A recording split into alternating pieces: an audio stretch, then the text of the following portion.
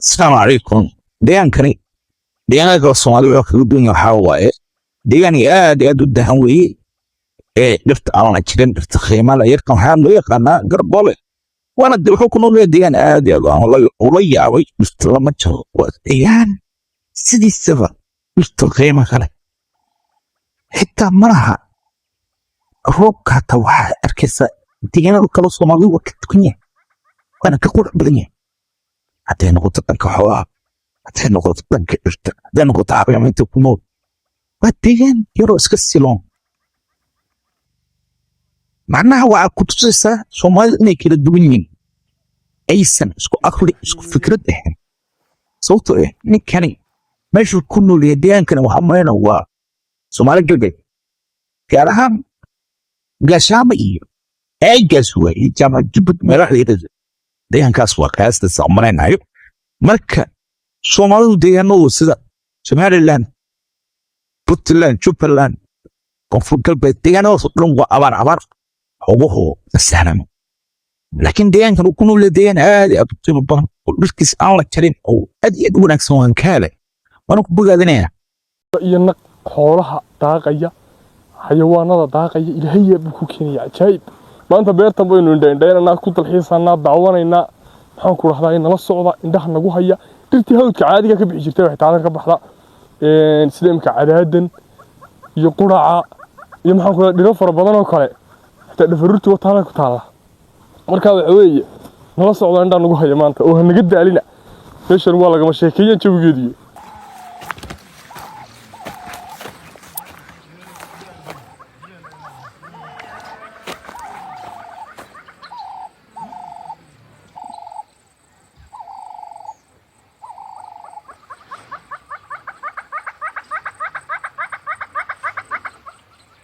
marka waxa weeye doodiga arkay jooga meesha ka dhacaya halka dhalinyarada taagtaagan dhinaca kale rag dhalinyaro ah iyaguna waxaan ku harsanaya oo iska jooga marka qaadanaya xagga looba daaqaysa doofaarkii bartan u daaqayay waxaan ku meesha laguma yara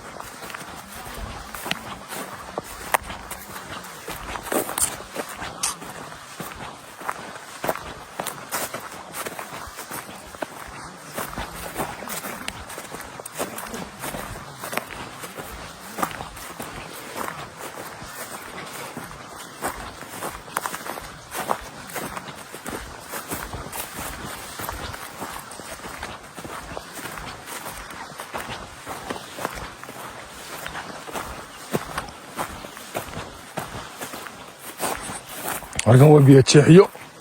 biyajeexyo weeyaan biyuu markay maaragtaa daadka uu faraabata maaragta ay meelahaas oo kala sameeya ma ogtahay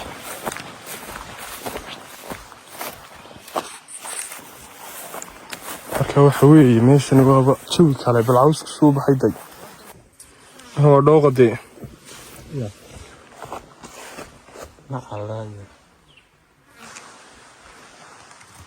intaasoo dhan waa beertii inta wareegsan ma aragtaa waa beertii ma garanaysa waxaa soo dhan yaa ma yara xajmigeedu halkaa doofaar baa daaqaya halkaa idinka arkaya doofaarka dhinacna biyi baa ku kaydsano haddii loo baahdo waa laga waraabin karaa xitaa waa biyo badan marka roobku dooda intanaba way soo buuxsantay kolley oo cagaf baa lagu moosay ma ogti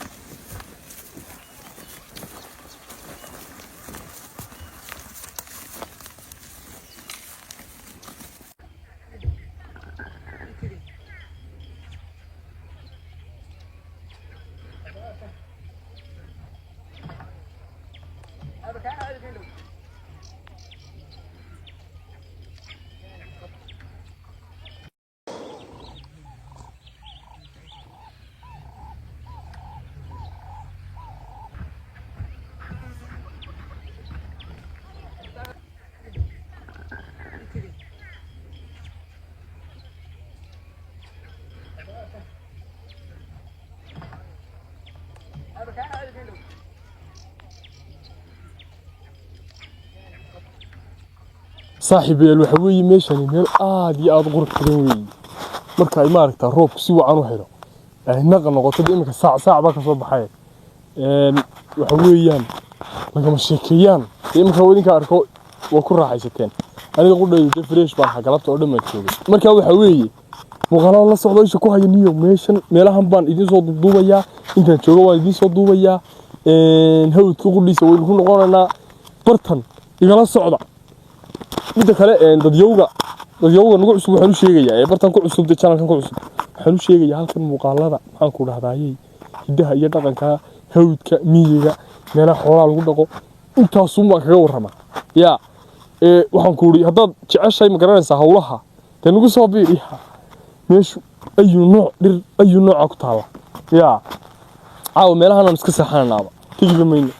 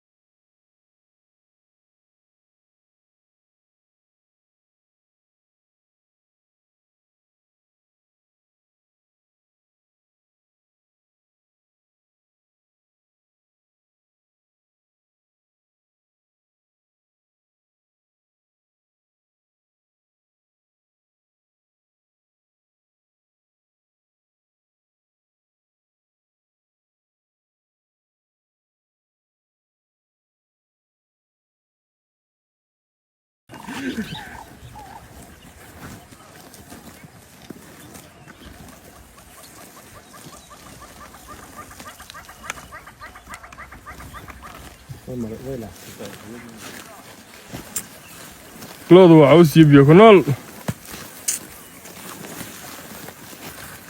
صحن ما اسمه تربة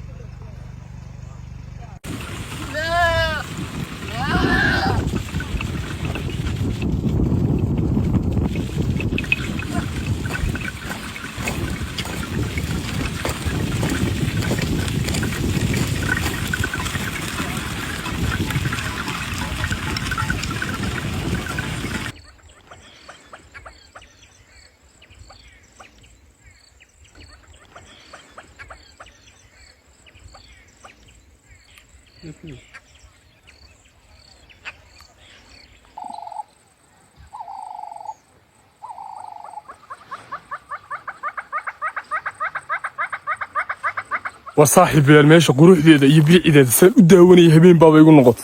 ما قرأتي وحوي دي مقالد وذا بقولنا لين عم بينجح كتا مقالدة وين يتكسر سماينيا حنقول هاي إذنكو دي ماشي حدتكو عصبتكو صوبير هديك أنا إيش أكو هاي يلا عمر بتشي قريو ورتا تشيلس كفورة تشيلس كذا فرطو وحول بيك شو قاريان إلى صاحب